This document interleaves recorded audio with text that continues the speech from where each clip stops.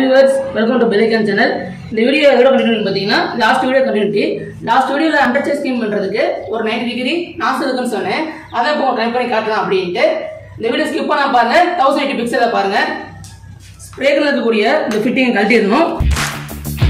கழட்டி இந்த extensor rod போட்டுக்கணும். நான் சொன்னீங்களா 90 டிகிரி நாசல் 90 டிகிரி அளவு திரும்பவும் பாருங்க. இதெல்லாம் மாட்டிடலாம். இப்போ இதை நான் ஸ்ட்ரைட்டாக எடுத்தேன் அப்படின்னா ப்ரெஷர் பாயிண்ட் வராது, நார்மலாக தான் வரும். அதுக்காக நம்ம ப்ரெஷர் நாசல் மாட்டிக்கணும். 5 வகையான ஃபிட்டிங் இருக்குது. இது எந்த டிசைன் வேணுமோ அதை நம்ம சூஸ் பண்ணிக்கலாம். நான் பாயிண்ட் மாட்டிக்கிட்டேன். இந்த நாசலை ப்ரெஸ் பண்ணிவிட்டு அப்புறம் தான் இந்த எக்ஸ்ட்ரா நாசலை ஃபிக்ஸ் பண்ண முடியும். லாக் ஆச்சு.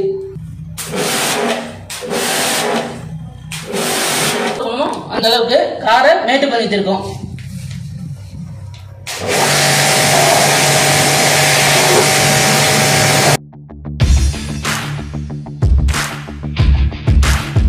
பாதி வழி தானே உள்ள போக முடிஞ்சு.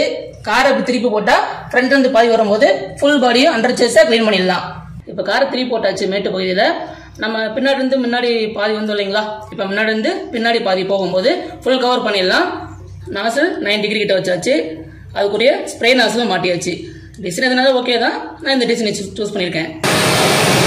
இப்போ இந்த இன்ஜினுக்கு அடியில் தான் நம்ம சென்சார் பார்ட் இருக்காதுன்னு பார்த்து அதுக்கேற்ற மாதிரி அடிச்சுக்கலாம்.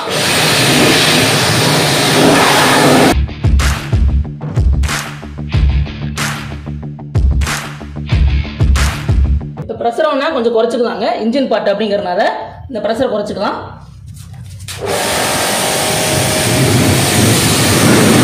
ப்ரெஷர் குறைச்சிருக்குங்க. கம்மியாக தான் வருது. பார்க்க உங்களுக்கு வேணால் அதிகமாக வர மாதிரி இருக்கலாம்.